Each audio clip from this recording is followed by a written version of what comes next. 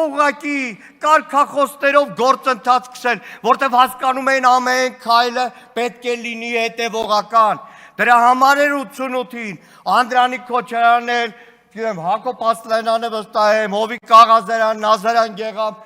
Կնյազ Հասանովը վստահ եմ մի քիչ մասնակցել է, ու այսպես շարունակ, այդ մարդիկ այդ փուլ առ փուլն էին բերում, միացումով, Արցախով, զույգ պետությունով հասցնում անկախության։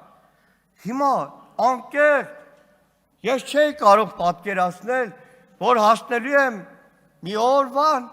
որ ինձ, մյուսներին մեղադրեն, որ դուք 5-րդ ճարասյուն անկախության դեմ,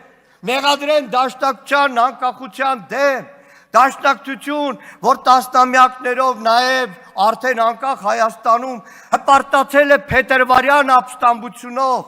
ապստամբություն, նշելով այն փաստը, որ արդեն խորհրդայնացած, բոլշևիկացած, դեռ չձևավորված խորհրդային միության, բայց խորհրդային միության տարածքում առաջին ազատագրական ապստամբությունը, որ բարձրացրել է եղել է հայությունը, Գառնիից, ազատագրելով Երևանը բոլշևիկներից։ Հիմա եկել ինձ մեղադրում են անկախության դեմ պայքարի, անկախության դեմ պայքարի,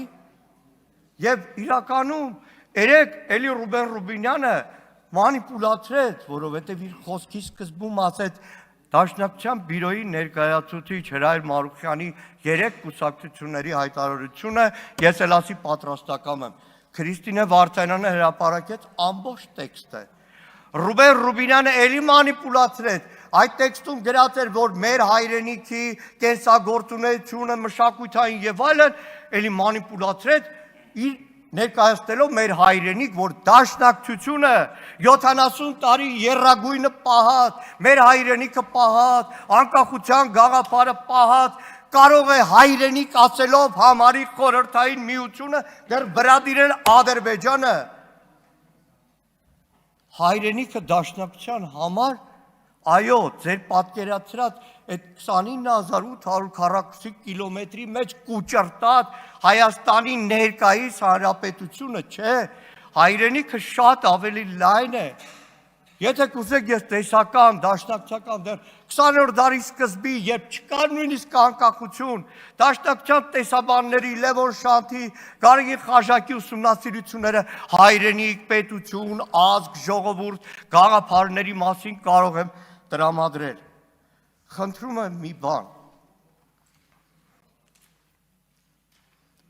Դաշնակցությունը իր ամբողջ գոյության ընթացքում տարբեր աշխարհընկալումներով տարբեր վերիվարումներ է ունեցել։ Տվել է հարյուրավոր, հազարավոր զոհեր, նահատակներ մինչև վերջին 44-օրյա պատերազմը։ Խնդրում եմ մի բան, ձեր քաղաքական պայքարի մեջ, ձեր ղեկավարի գործունեության արդյունքում, կորուստների, ուրացման, արդարացման մեջ մենակ մի բան չկասկածեք։ Ցանկացած պարագայում հայեղափոխական դաշնակցությունը եւ դաշնակցության ցանկացած անդամ, որ երթվում է դաշնակցության դրոշի, զենքի, կանոնագրի ու ծրագրի վրա, մնում է եւ մինչեւ կյանքի վերջ մնալու է Հայաստանի անկախության զինվորը։ Շնորհակալ եմ։